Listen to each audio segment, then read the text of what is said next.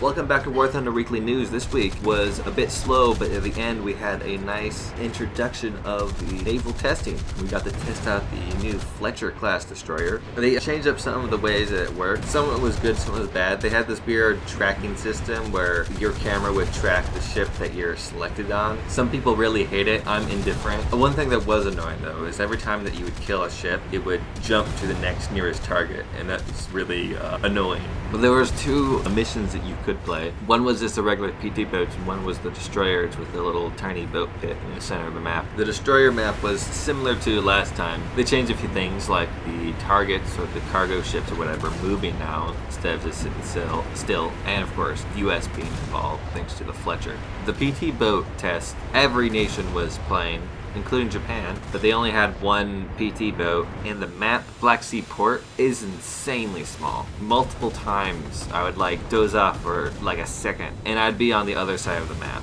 near the enemy spawn. It was really annoying. The one thing that was an upside was that the spawn points seem to be out of bounds for the enemy team. So hopefully we can see this in ground forces. On the subject of new boats that we got to test out, US had 2 and Japan had 1. The US had the nasty PTF, which played like all the other US boats. It was covered in guns and had 4 torpedoes. But they also had the Echo PT-565, which had rockets, and the rockets did not work. Many times I would tap the rocket button hoping that it would fire, and sometimes it wouldn't, but more often than not it wouldn't do shit. Japan got the PT-15, announced decades ago. This boat's actually extremely deadly. I don't know why. Maybe I think it's because they changed up the damage model, but the 240s were destructive.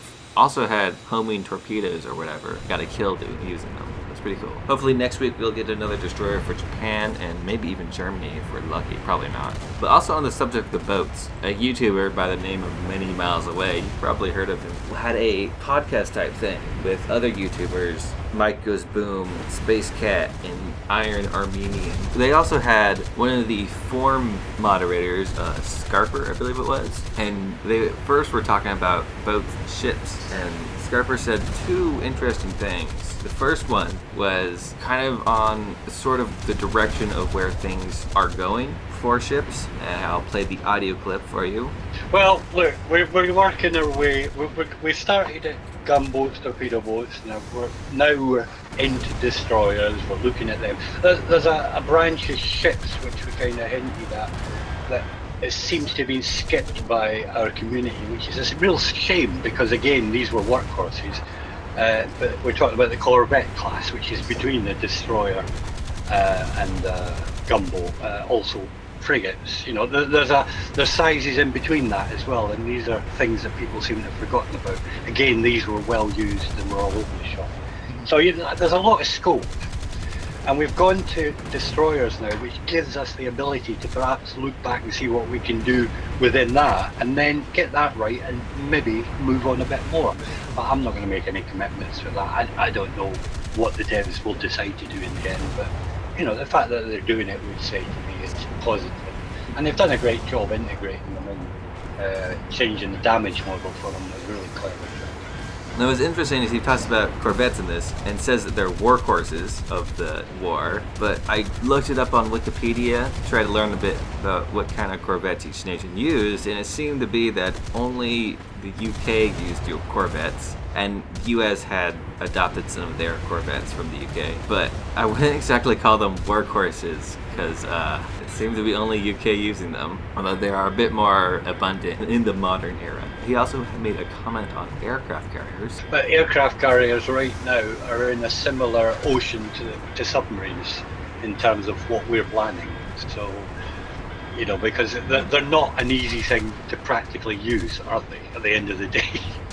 What I'm hearing from this is that aircraft carriers are going to be just objectives that you have to torpedo, which in the beginning sense I'm fine with, but I do think that having a very odd and interesting class like aircraft carriers would be a bonus to the game.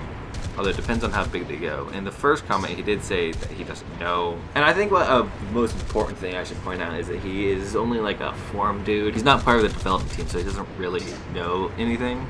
just what they tell him. So I think you should take it with a grain of salt, but a pretty big grain. In other news, there are some planned changes to the battle ratings, and it was actually rather much smaller than people were expecting. Big changes are that the C202EC, the one with the 20 millimeters, is going up to 3.0 in arcade and 3.3 in realistic. The FV4202 is being hoisted up to 6.3, where it'll probably be murdered continuously. The Type 60 ATM is being lowered to 7.0 instead of fixing the damn thing, and the M46 and M46 Tiger are being raised to 7.0 to match arcade battle rating in realistic. People got rather riled up about the fact that there's no planned battle rating change for neither the IS-6 or RU-251. Although these are only planned battle rating changes, I'm pretty sure there's still plenty of time to make rational, reasonable arguments on why these vehicles should be lowered or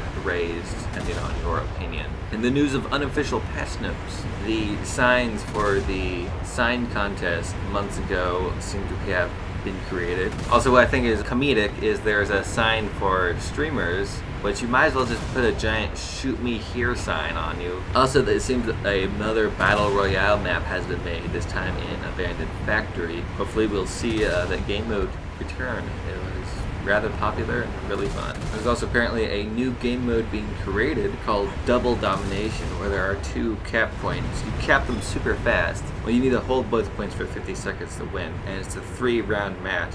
Every time you get both points, you win a round. It sounds really interesting. You have to see it be carried out in battle to get a real good grasp on it. From the sound of it, I'm not too interested. A bit of final news, the D520, the French fighter, is in the Warbonds shop this month, so it's a rare plane if you don't know, and it's actually quite a fun plane. I don't remember if this is the one with the messed up flight model, but regardless, it's collectible, and it's maybe hinting towards French aircraft soon. Well, that's just about everything this week. If I've missed anything, or if there's anything you want to comment on, hit me up in the comments and I will respond to you. If you enjoy these news videos, I make them every weekend.